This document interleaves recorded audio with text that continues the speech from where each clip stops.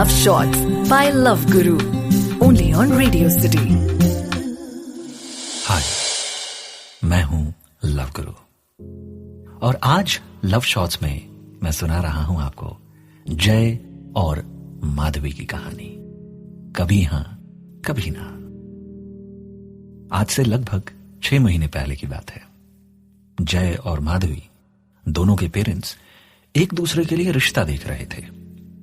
माधवी की मम्मी हर रोज उनके लिए एक रिश्ता लेकर आती और माधवी सबको रिजेक्ट कर देती थी। फिर एक दिन माधवी की मैट्रिमोनी प्रोफाइल में जय का इंटरेस्ट आया। माधवी की प्रोफाइल उनके मम्मी पापा देखते हैं। जय का इंटरेस्ट देखते ही उन्हें कॉल लगाया। हमेशा की तरह उन्हें लड़का बहुत पसंद आया। सुबह नाश्ते का वक्त था। जहां माधवी बैठती हैं उनके सामने फोन खुला पड़ा था जय की प्रोफाइल के साथ। माधवी आई, कुर्सी खींचते हुए बोली, आज क्या नाश्ते में प्रोफाइल खाऊं? माधवी की मम्मी ने कहा, अरे एक बार प्रोफाइल देखो तो सही। गुस्से से माधवी ने फोन को हाथ में उठाते बोला, हाइट 5'8", मुझे 6 फीट का लड़का चाहिए, ये मैं ऑलरेडी बोल चुकी हूं। मीडिया प्रोफेशनल, मुझे किसी मीडिया प्रोफेशनल से शादी नहीं करनी। मैं चाहती हूं कि मेरी ही सॉफ्टवेयर लाइन से कोई लड़का हो। माधवी नाश्ते के टेबल से उठी, फोन को साइड में पटका और बिना नाश्ता किए ही गाड़ी की चाबी उठाई, चल दी। ये पहली बार था जब जय और माधुरी एक दूसरे से रूबरू हुए इनडायरेक्टली। दोपहर के 2 बज रहे थे। माधवी का एज यूजुअल अपनी मम्मी के पास कॉल आया। बोली, मम्मा आई एम सॉरी, मैंने बहुत ज्यादा ओवर रिएक्ट किया। माधवी की मम्मी ने कहा, इट्स ओके बेटा, हमने जय से बात की है, बहुत अच्छा लगा बात करके, तुम एक बार बात तो कर लो, बाकी डिसीजन जो भी हो तुम्हारा। माधवी ने कहा, ओके। माधवी ने जय को कॉल मिलाया। एक दूसरे को दोनों ने इंट्रोड्यूस किया, बताया कि क्या करते हैं, प्रोफेशनल लाइफ में क्या चल रहा है और आगे क्या कुछ प्लान्स हैं। फिर एक दूसरे ने डिसाइड किया वीकेंड पर मिलते हैं, मिलकर कुछ बातें होंगी तो ज्यादा बेहतर होगा। शनिवार का दिन था। माधवी और जय ने जैसा प्लान किया एक दूसरे से मिलने पहुंचे। बातें होनी शुरू हुई। एक दूसरे ने अपनी अपनी जिंदगियों का नजरिया, कुछ तजुर्बे एक दूसरे से साझा किए। माधवी बहुत इंप्रेस हुई क्योंकि जय बहुत ही सिंपल, बहुत ही सोबर और बहुत ही समझदार इंसान लग रहे थे। जय को भी बहुत अच्छा लगा माधवी से मिलकर। जैसा चाहते थे बिल्कुल वैसी ही लड़की उनके सामने बैठी थी। वो कहते हैं ना कि पहली बार ही कुछ चीजें क्लिक कर जाती हैं।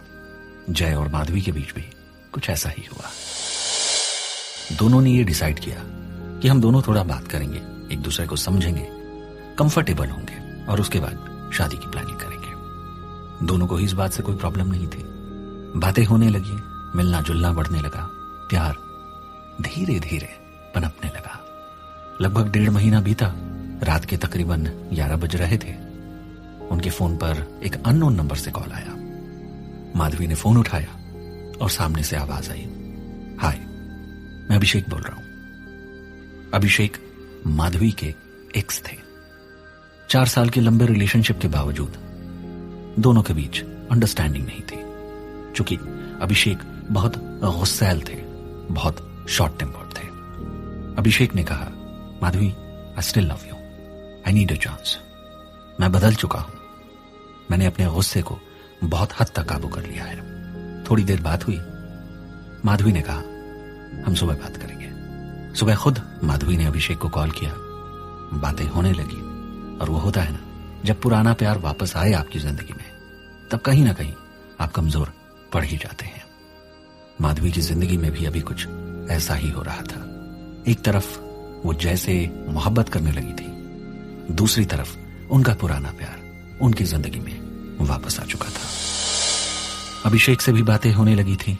माधवी कहीं ना कहीं जय को उतना टाइम नहीं दे पा रही थी। जय भी बहुत एडजस्ट करने वाले इंसान थे।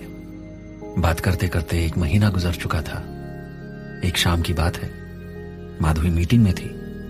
अभिषेक का कॉल आ रहा था, माधवी ने आंसर नहीं किया। कॉल बार बार आता रहा, माधवी ने आंसर नहीं किया।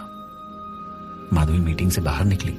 उन्होंने तुरंत अभिषेक का कॉल रिटर्न किया। सामने से चीखते हुए, चिल्लाते हुए, गुस्से में अभिषेक ने माधवी को बहुत कुछ कह डाला।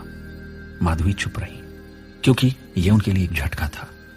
और तब उन्होंने अभिषेक को कहा, अभिषेक, आप नहीं बदले और मैं आपके साथ किसी भी तरीके के किसी भी रिश्ते को कंटिन्यू नहीं करना चाहती।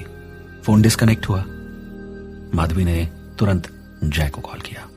उन्हें कहा, मैं अभी आपसे मिलना चाहती हूं। जय ने पूछा, सब ठीक तो है? माधवी ने कहा, हाँ, मुझे आपसे कुछ डिस्कस करना है। जय ने कहा, ठीक है, मैं आता हूं। जय और माधवी एक कैफे में मिले। माधवी ने पूरा सच बताया। पूरी कहानी को सुनकर जय बहुत ही सहजता के साथ बोले, माधवी, ये जिंदगी हम सबको एक मौका देती है। एक मौका आपके पास भी है।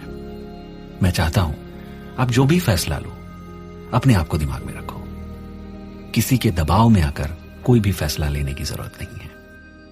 अगर आप इस शादी के लिए इनकार भी कर दोगे तो मैं सब कुछ अपने ऊपर ले लूंगा, क्योंकि ये आपकी और मेरी पूरी जिंदगी का सवाल है। आपको समय चाहिए तो समय ले लो।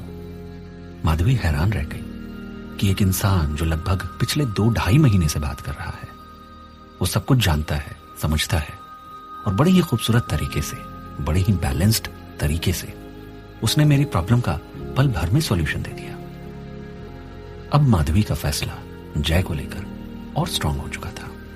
माधवी ने फाइनली ये डिसाइड किया, शादी वो जय से ही करेंगी, क्योंकि जिस तरीके की अंडरस्टैंडिंग थी, जिस तरीके की कंपैटिबिलिटी थी, जय जितने ज्यादा कंसिडरेट थे, जय जितनी रिस्पेक्ट करते थे, उनको सुनते थे, समझते थे, माधवी ने ये डिसाइड किया कि इससे बेहतर इंसान उन्हें मिल ही नहीं सकता। ये थी जय और माधवी की कहानी, कभी हां कभी ना। आज से लगभग 1.5 महीने बाद जय और माधवी की शादी है। वो चाहते हैं कि मैं भी उनकी शादी में आऊं। दोनों बहुत खुश हैं और दोनों ने अपनी ये लव स्टोरी मुझे शेयर की। होता है ना हमारी जिंदगी में कभी कभार रिश्तों में एक रुकावट आती है, चीजें बनती हैं, बिगड़ती हैं, पर आखिरकार प्यार ही है जो बरकरार रहता है।